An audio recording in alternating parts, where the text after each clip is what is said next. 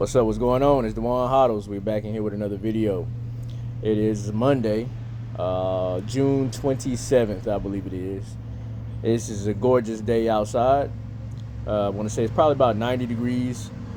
And so far the summer's been just, I haven't had any complaints about summer. You got my week, well, actually a little more than a week and a half spent in Mexico, 90-degree weather consecutively, and now back in the States here in the South, 90-degree weather.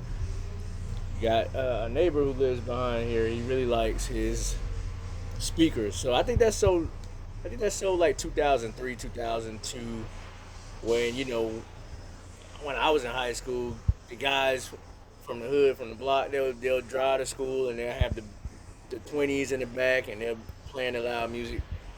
In 2023, I didn't think that was still cool, but some people still fascinated by it. Anyway, we'll get through it. So, anyways, something that people are not really discussing, but they're discussing. Something that people are really not discussing, but they're discussing is that there is a lot of money that is set to buy an asset so they can have financial instruments such as ETFs. So this is what I talked about BlackRock, for instance, last year when they bought Bitcoin, and now fast forward, they're applying for an spot ETF, and you have Fidelity and quite a few other big players in this financial game, right, of the world, right, asset managers of the world. So they're managing assets. They have to buy these assets to offer the products, right? So they have to custody them. And they may work with some other exchanges. A lot of them, I think there's an exchange that a lot of them are backing, so they're probably all going to work through certain exchanges, and including the one that they're backing. I forget the name of it. And so serious business going on here, because these are big players. And a lot of people are not talking about is the issue of what is outside of Bitcoin, what is going to be offered, how is this crypto, how is these trillions and trillions of dollars going to actually trickle down to these altcoins. Now, I do know typically that when it comes to liquidity pairings, trading pairs, the reason that altcoins move up when Bitcoin moves up is because those altcoins, their largest pairing is between itself and Bitcoin. So if Bitcoin rises, the altcoin tends to rise as well. That's just a liquidity thing.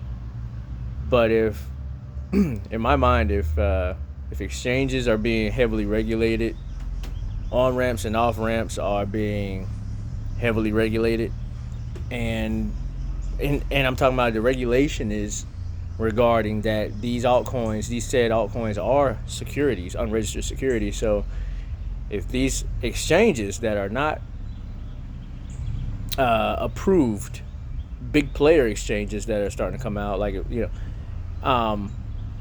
if they are offering trade of altcoins, then they will be fined, and they will all eventually delist the altcoins that the SEC has deemed unregistered securities. So that wipes that off the chessboard of it, having that same effect that it's had the past 1 to 2 bull cycles for altcoins, for an Altseason, in my opinion. If you just think about it, so how are these altcoins going to explode from the trillions and trillions and trillions that's waiting on the sidelines? It's waiting to actually go into Bitcoin and whatever else the SEC allows to be unregistered security. I think they may even allow Ethereum to be unregistered security, whatever. But that's not here nor there. We're talking about the vast majority of the altcoins that aren't looked upon favorably by the regulators. So you're going to have a group of guys and gals who are holding all of these small cap coins.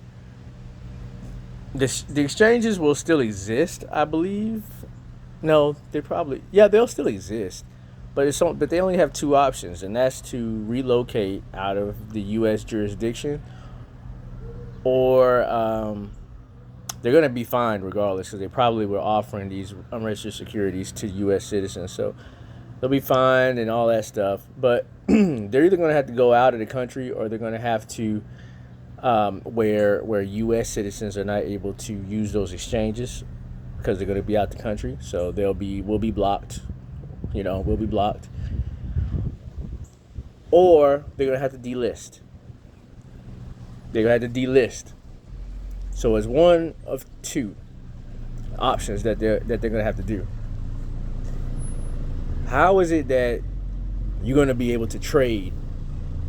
How is it you're going to be able to cash out them altcoins? So, but let's say if you do hold those altcoins, like you're holding XRP, you're holding in some ledger or some little wallet or something, some hot wallet, cold wallet. And let's say if it does move up,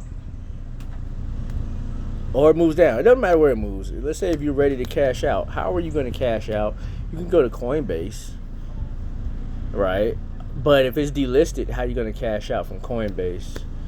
Because it's an unregistered security. So do you see how do you see how people are not really thinking this through when they're just blindly buying these coins, given the environment that we're in? Some people say, oh, it doesn't matter. There's going to be exchanges based in other countries, right? Well, you're not going to be allowed to use those exchanges, just like most U.S. citizens aren't allowed to trade on Bybit anymore without having to go through verification that shows whether or not they are U.S. citizens. Well, the battery's going low, so I'm going to keep it short.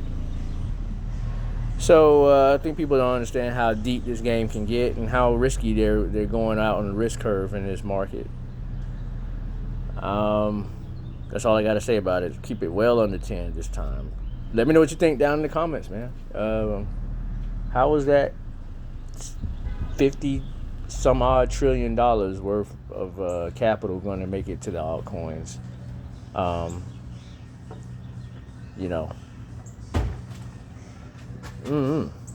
In most cases, you would think if all of that capital went into Bitcoin and then people usually sold it, they would sell it. All that capital goes into Bitcoin and then people would sell it.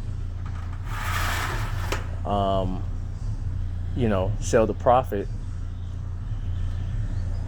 to pick up the altcoins. That was easy because you could just go on Coinbase or think about the bridging situation, right? Because if all the money, most of it goes into Bitcoin, how are you going to bridge? First of all, these are unregistered securities. So again, they're going to be delisted, or you're not going to be able to trade them. So how are you going to be able to take Bitcoin profits or Bitcoin and bridge it over to an altcoin, or vice versa, or even sell it? Dang, man, I don't know. Let me know what y'all think. I'm out.